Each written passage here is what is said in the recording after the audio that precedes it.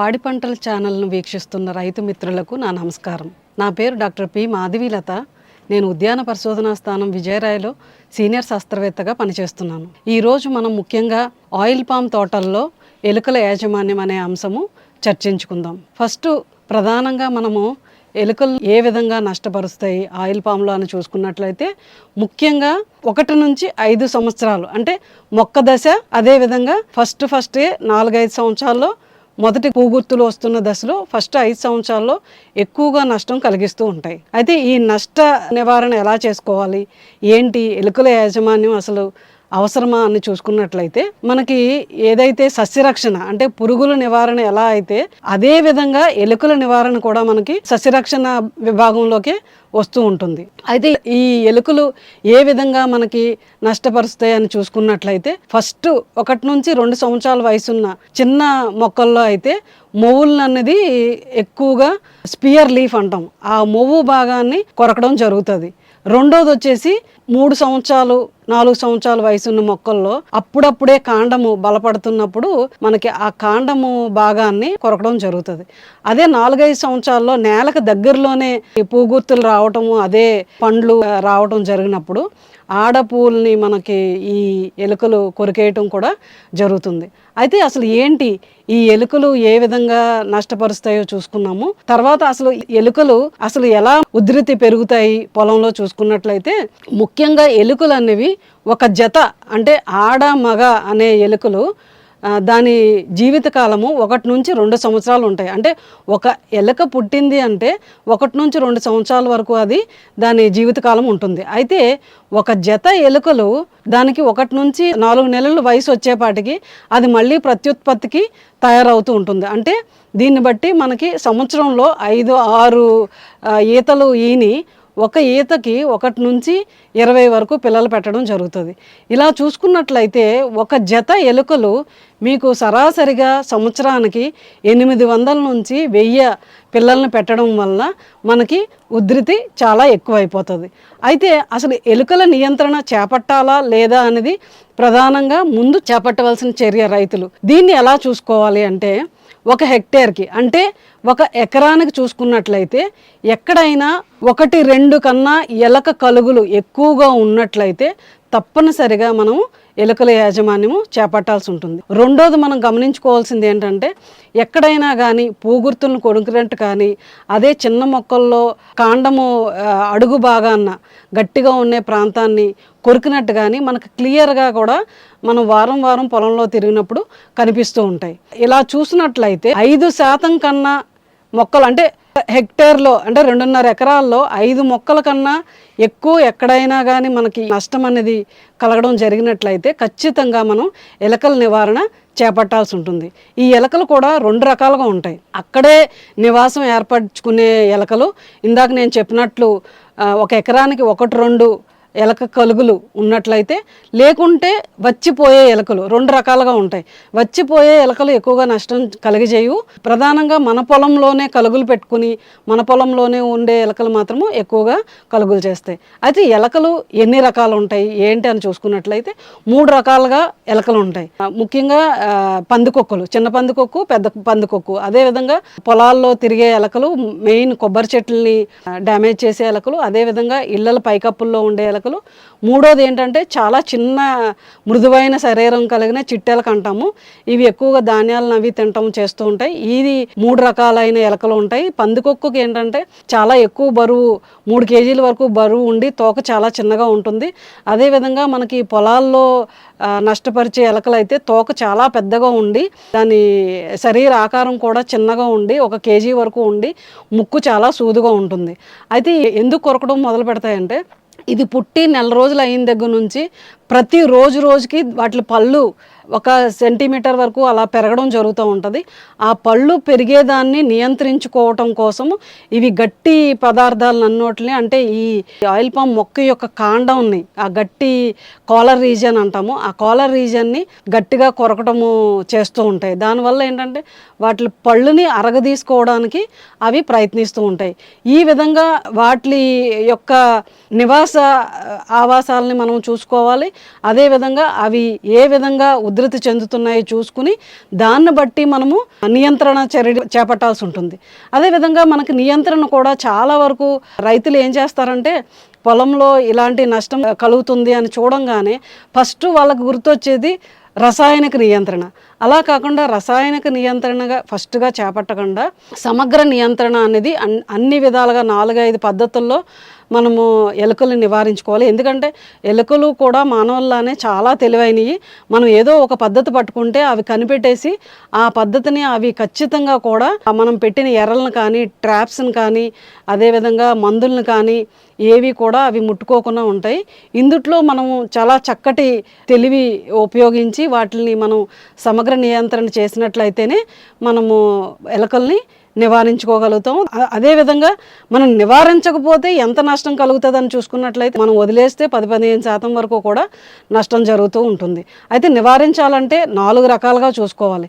First ఏంటంటే ముఖ్యంగా పొలాన్నంతా శుభ్రంగా ఉంచుకోవడం.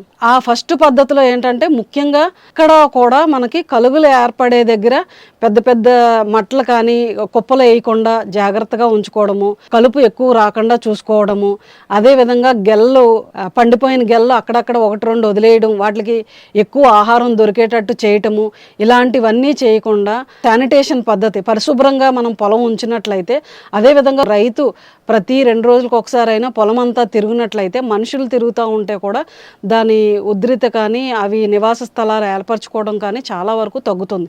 ఫస్ట్ ముఖ్యమైన పద్ధతి ఇది. రెండో పద్ధతి చూసుకున్నట్లయితే వాటిని పట్టుకోవడానికి ట్రాప్స్ ఏర్పాటు చేయటము, జల్లెళ్ళలాగా పద్ధతుల్లో ఉచ్చులు పెట్టడము, అదేవిధంగా మనకి మొక్కల చుట్టూ ఉధృతి బాగా ఎక్కువ ఉన్నట్లయితే మొక్కల చుట్టూ మనకి స్టీల్ ప్లేట్ లాంటిది కానీ ప్లాస్టిక్ది కానీ పెట్టడము, లేదంటే ఇనప సువ్వలతోని ముళ్ళుల్లా ఉండేది కానీ పెట్టడము, ఇవి చాలా వరకు బాగా ఉపయోగపడతాయి. థర్డ్ పద్ధతి ఏంటంటే ముఖ్యంగా జీవ నియంత్రణ అనేది చాలా చాలా చాలా తక్కువ ఖర్చుతో సులభంగా మనకి చేయగలుగుతాము. జీవ నియంత్రణలో ఫస్ట్ పాములు, పిల్లి, అదేవిధంగా గుడ్లగూబ, అదేవిధంగా కుక్కలు, ఇవన్నీ కూడా మనకి జీవ నియంత్రణలో ఒక భాగము. అయితే ఇవన్నోట్ల కన్నా చాలా ముఖ్యమైనది గుడ్లగూబ. ఒక గుడ్లగూబ మనం తీసుకున్నట్లయితే 1 హెక్టేర్కి ఒక గుడ్లగూబ స్థావరం మనం ఏర్పరిచినట్లయితే ఒక చిన్న పెట్టి లాంటిది మన గట్ల చుట్టూ ఎక్కడైనా ఒక చెట్టు ఉంటే ఆ చెట్టు మీద ఒక 2 అడుగులు వెడల్పు 1 అడుగున్నర ఎత్తు ఉండే చెక్క పెట్టి లాంటిది ఏదైనా తయారు చేసి పెట్టి 2 అడుగు భాగాన్ని ఒక 2 రంధ్రాలు చేసి పెట్టినట్లయితే వాటికి అవి నివాస స్థలం కింద ఉంటాయి. ఖచ్చితంగా ఇవి మనం ఒక ఎలక జత 1000 నుంచి 1200 పిల్లలు పెడతాయి అనుకున్నాం. వాటిలన్నిటిని కూడా ఒక జత గుడ్లగూబలు తినేసి నష్ట నివారణ అనేది తగ్గించడం జరుగుతుంది. ఫస్ట్ గుడ్లగూబని మనము పరిరక్షించుకోవాలి. జీవ నియంత్రణలో ఏంటంటే ముఖ్యంగా మనకి ఎలుకల్ని నియంత్రించిన గుడ్లగూబల్ని, పాముల్ని, అదేవిధంగా కుక్కల్ని, ముంగిసల్ని, ఇవన్నోటిని మనము సంరక్షించుకున్నట్లయితే, అంటే వాటికి డ్యామేజ్ జరగకుండా ఎక్కడ కెమికల్స్ ఉన్న ఆహారం అది తినకుండా మనం చూసుకున్నట్లయితే ఖచ్చితంగా మనకి తక్కువ ఖర్చుతో ఎలుకల్ని మనం నియంత్రించుకోవచ్చు. 4వది ఫైనల్గా మనము ముఖ్యమైనది రసాయనిక నియంత్రణలో 2 రకాలుగా ఉంటాయి. ఒకటి ఏంటంటే మనకి పొగ పెట్టడము, అంటే కెమికల్తోని గ్యాస్ రూపంలోని మనం ఆ కలుగుల్లోని పొగని విడుదల చేస్తే అది ఆ పొగ అందుట్లోకి వెళ్ళిపోయి మనకి అల్యూమినియం ఫాస్ఫైడ్ బిళ్ళల్ని మనము కలుగుల్లో పెట్టినట్లయితే అవంతా కూడా గ్యాషియస్ ఫామ్లో ఆ కలుగులోకి తెలిగి వాటి శ్వాసకోశను డ్యామేజ్ చేసి నష్టపరిచి ఎలుకలు కలుగులోకి బయటికి రాకుండానే చనిపోయేటట్టు చేస్తాయి. రెండోది ఏంటంటే రక్త ప్రసరణ, శ్వాసకోశ, ఇవన్నీ చూసుకున్నట్లయితే జింక్ ఫాస్ఫేట్ బిళ్ళలు, అవి కూడా మనము ఈ అల్యూమినియం ఫాస్ఫేట్ కానీ జింక్ ఫాస్ఫేట్ బిళ్ళలు పెట్టినప్పుడు మాత్రం ఖచ్చితంగా కూడా మనము గ్లౌస్ వేసుకోవాల్సి ఉంటుంది. ఎట్టి పరిస్థితుల్లో కూడా చేత్తో హ్యాండిల్ చేయకూడదు. అల్యూమినియం ఫాస్ఫేట్ బిళ్ళలు మనం ఆ కలుగుల్లో వేయాలి అనుకున్నప్పుడు ప్లాస్టిక్ గొట్టము 2 అడుగులు గొట్టం తీసుకుని ఆ గొట్టంలో ఈ అల్యూమినియం ఫాస్ఫేట్ బిళ్ళని అందుట్లో పెట్టి ఫస్ట్ ఆ గొట్టంతో పాటు మన కలుగులో పెట్టి అప్పుడు విడుదల చేసి కలుగుని మూసేయాల్సి ఉంటుంది.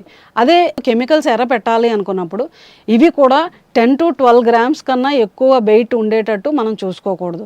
మనం రసాయన నియంత్రణ చేసేటప్పుడు దాన్ని వెయిట్ తయారు చేసుకోవడం ఎలా అంటే 96% నూకలు, 2% ఆయిల్, అదేవిధంగా 2% కెమికల్ జింక్ ఫాస్ఫేట్ ఏదైనా వీటిని చక్కగా నేను చెప్పిన రేషియోలో 96:2:2 రేషియోలో మనం కలుపుకుని వాటిని ఎలకలు తిరిగే ప్రాంతంలో మనం పెట్టాలి. అయితే ముఖ్యంగా తీసుకోవాల్సిన చర్యలు ఏమంటే మ్యాక్సిమమ్ రైతులు వాటిని పొలంలో చల్లేయటము, లేకుంటే ఆకుల్లో పెట్టడము, కాగితాల్లో పెట్టడము చేస్తూ ఉంటారు. ఇలాంటివి చాలా ప్రమాదకరమైనవి. జింక్ ఫాస్ఫేట్, అల్యూమినియం ఫాస్ఫేట్ చాలా విషపూరితమైనవి. ఇవి ఎప్పుడూ కూడా మనము డైరెక్ట్గా పెట్టకూడదు. ముందు ఇలా పెట్టాలి అనుకున్నప్పుడు ఎలుకలకి ఎర్ర పెట్టాలి. 2-3 రోజులు మెత్తటి ఆహార పదార్థం ఏదైనా కానీ వాటికి ఎర్రగా పెట్టి అవి అలవాటైతే 4వ రోజు ఈ ఎర్ర ఈ నిష్పత్తిలో 96:2:2 నిష్పత్తిలో కలిపి వాటి దగ్గర సరైన ప్లేట్లో కానీ దేంట్లో అన్నా పెట్టి పెట్టాలి. ఎందుకంటే ఇవి మనకి ఆవులు కానీ పక్షులు కానీ రకరకాల మనకి ఉపయోగపడే జంతువులు కానీ మనుషులు కానీ లేదంటే తాగునీటిలో కానీ ఎందుట్లో కలిసినా కానీ చాలా విషపూరితంగా ఉంటుంది. సో కెమికల్స్ వాడేటప్పుడు మాత్రం చాలా జాగ్రత్తగా వాడాలి. అల్యూమినియం ఫాస్ఫేట్, జింక్ ఫాస్ఫేట్ నియంత్రణ, కెమికల్ నియంత్రణ చేయాలనుకున్నప్పుడు సంవత్సరానికి ఒక్కసారి మాత్రమే చేయాలి. ఈ సమగ్ర యాజమాన్యంలో భాగంగా మొత్తము సామూహికంగా అక్కడ ఆ ప్రాంతంలో కనీసము ఒక 200 నుంచి 300 హెక్టార్ల రైతులు అందరూ అనుకుని వేసవి కాలంలో ఈ ఎలుకల నియంత్రణ చేసుకున్నట్లయితే మనం చాలా చక్కగా ఎలుకల యాజమాన్యం చేపట్టుకోవచ్చు. అదేవిధంగా మీరు చూసుకున్నట్లయితే కెమికల్స్ వాడేటప్పుడు మనము జాగ్రత్తలు తీసుకునేది ఏంటంటే ఈ గ్యాషియస్ ఫామ్స్లో ఉన్నవి ఖచ్చితంగా మనము మాస్క్ వేసుకుని ఆ అల్యూమినియం ఫాస్ఫేట్ బిళ్ళల్ని మనం ఆ కలుగుల్లో దించాలి. అదేవిధంగా రెండోది ఏంటంటే ఒక్కొక్కసారి మనకి డ్రై పీరియడ్లోని ఆ కలుగుల్లో ఎక్కువగా నీళ్లు పోసినా కానీ నీళ్లు పోసేసి మనము ఆ కలుగుల్ని మూత పెట్టినప్పటికీ మనకి చాలా వరకు నివారించుకోవచ్చు. ఈ రకంగా సమగ్ర యాజమాన్యం చేసుకున్నట్లయితే ఎలకలు మనకి ఆయిల్ పామ్లో కలిగించే నష్టాలని మనం చాలా వరకు కూడా నియంత్రించుకోవచ్చు. అది ఇప్పుడు మనం తెలుసుకున్నది ఏంటంటే ఈ ముఖ్య అంశము ఒక కెమికల్ కాకుండా జీవ నియంత్రణ, పరిశుభ్రంగా ఉంచుకోవటము, కెమికల్స్ ఇవన్నీ కూడా మనము సమగ్రంగా యాజమాన్యం చేసుకుని ఎలకలను తగ్గించుకోవచ్చు. తక్కువ ఖర్చుతో కూడా అయిపోతుంది. దగ్గర దగ్గర ఒక ఎకరానికి 1200 నుంచి 1500 ఖర్చుతోనే మనం ఎలకలు నియంత్రించుకోవచ్చు. ఇదండి ముఖ్యంగా ఎలకల నియంత్రణ ఆయిల్ పామ్ తోటల్లో. ఈ అవకాశం ఇచ్చిన పాడి పంటల ఛానల్ వారికి నా ధన్యవాదాలు తెలియజేస్తున్నాను.